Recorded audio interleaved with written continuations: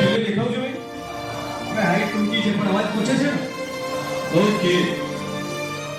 સમૃદ્ધ સમાજ નિર્માણ થકી સમૃદ્ધ વિશ્વ નિર્માણ ના ભવિષ્ય ઘડીએ એવા તમે તમામ વિદ્યાર્થીઓ આપ સૌને જે આકાર આપી રહ્યા છે એવા તમામે તમામ વિષય શિક્ષકશ્રીઓ, આપ સૌના માતા પિતા અને બોર્ડ એક્ઝામ કે આપવા જઈ રહ્યા છો કે વિદ્યાર્થીઓના સગા સંબંધીઓનો ફોન ચાલુ થઈ ગયા છે ચાલુ શેના માટે? મહિનો છે મળી રહ્યું બોર્ડ એક્ઝામ માટે. એવા તમારા તમામે તમામ સગા સંબંધીઓ એ તમે ચિંતા કરી રહ્યા છો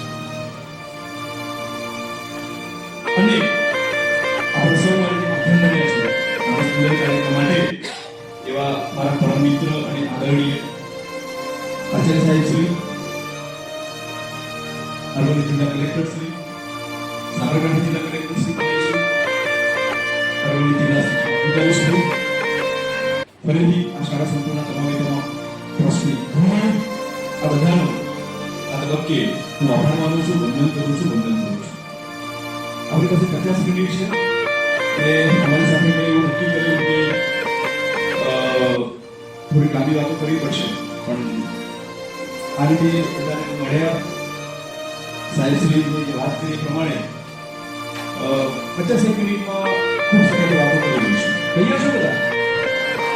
કારણ કે મારેથી તમને મેન્ટલ હેલ્થ પર વાત કરવાની છે, 5 થી 7 સિદ્ધાંતો, પણ તમે અહીંયા થોડું કહી રહ્યા છો એટલે 4 સિદ્ધાંતો મારે કહેવાની જરૂર નથી, 3 સિદ્ધાંતો પર આપણે વાત કરીશું. ના મેં જ્યારે પહેલી વાર મેન્ટલ હેલ્થ સાંભળ્યું ત્યારે મારા દિમાગમાં મેન્ટલ હોસ્પિટલ એવું નથી જે તમને પણ થઈ ગયું.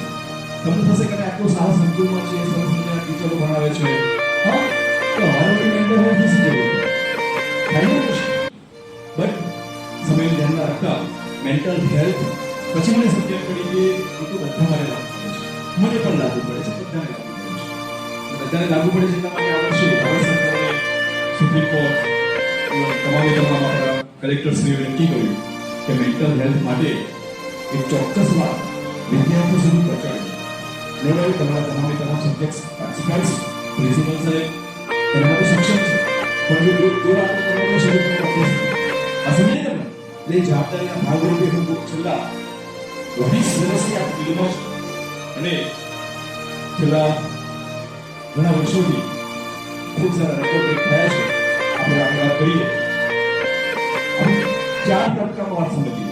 પહેલા આપણે એ સમજીશું કે મેન્ટલ હેલ્થ શું છે, બીજું સમજીશું કે મેન્ટલ હેલ્થ સફળ થયેલા કેટલાક લોકોની આપણે વાતો કરીશું, ત્રીજા નંબરમાં મેન્ટલ હેલ્થ માટે શું કરવાનું છે એ આપણે સમજીશું અને એક પ્રયોગ સમજીશું. એ રીતે આપણે 50 મિનિટ પૂરી કરીશું. તૈયાર છો બધા? તમારે કંઈક સહયોગ આપવાનો છે વિદ્યાર્થીઓ, આપશો? સહયોગ એ છે કે આપી જ રહ્યા છો એના કીધું તમે મોટા મોટું કામ કરો જ છો અને સાહેબ સુધી કીધું શરૂઆતમાં તમે ઓલરેડી ડિસિપ્લિનમાં છો. મેસેજ મારે દરેક સ્કૂલમાં કહેવું પડતું હોય છે કે કરો તો તત્કાળ બેસો પણ તમે ઓલરેડી